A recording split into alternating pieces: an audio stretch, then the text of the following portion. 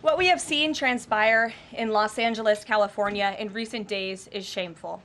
Left-wing radicals waving foreign flags viciously attacked ICE and Border Patrol agents as well as Los Angeles police officers. These criminals injured police, threw rocks at police cars and officers, burned vehicles, shut down freeways, and lobbed Molotov cocktails, all because the Trump administration was removing violent criminal illegal aliens from the city. These attacks were aimed not just at law enforcement, but at American culture and society itself. Rioters burned American flags, chanted "Death to ICE," and spray-painted anti-American slogans on buildings.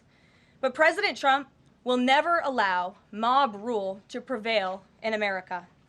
The most basic duty of government is to preserve law and order, and this administration embraces that sacred responsibility. Democrats like Governor Gavin Newsom and Mayor Karen Bass shamefully failed to meet their sworn obligations to their citizens. They didn't have the courage to do the right thing and protect law-abiding Californians from rioters. That's why President Trump deployed the National Guard and mobilized Marines to end the chaos and restore law and order. The mob violence is being stomped out.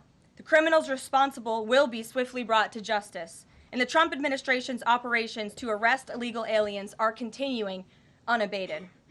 When the initial immigration enforcement actions took place on June 6th, Mayor Bass took to social media to say she was deeply angered by what has taken place.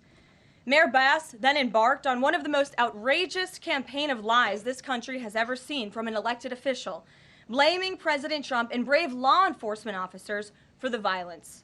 She accused heroic American immigration and customs enforcement officers targeting illegal alien murderers, rapists, and pedophiles of, quote, sowing terror in communities and disrupting basic principles of safety in our city. Around the same time, Governor Newsom claimed that immigration enforcement actions were causing chaos. That's how radical Democrats have become. Their opposition to President Trump has forced them to side with illegal alien criminals in their communities and violent rioters and looters over law enforcement officers who are just doing their jobs. Mayor Bass and Governor Newsom fanned the flames and demonized our brave ICE officers. Instead of defending their city and their state, Karen Bass and Gavin Newsom claimed that in order for the riots and the violence to stop, ICE needed to leave and immigration raids must end. In other words, the position of the Democrat Party is that the federal government is not allowed to enforce our laws and to arrest and deport illegal alien criminals. They're attempting to use a violent mob as a weapon against their own constituents to prevent the enforcement of immigration law. This is deeply un-American and morally reprehensible. President Trump received a clear mandate from voters to reverse the illegal invasion ushered in by Joe Biden's open border and to end the lawlessness represented by Karen Bass and Gavin Newsom's California. President Trump promised to carry out the largest mass deportation campaign in American history, and left-wing riots will not deter him in that effort.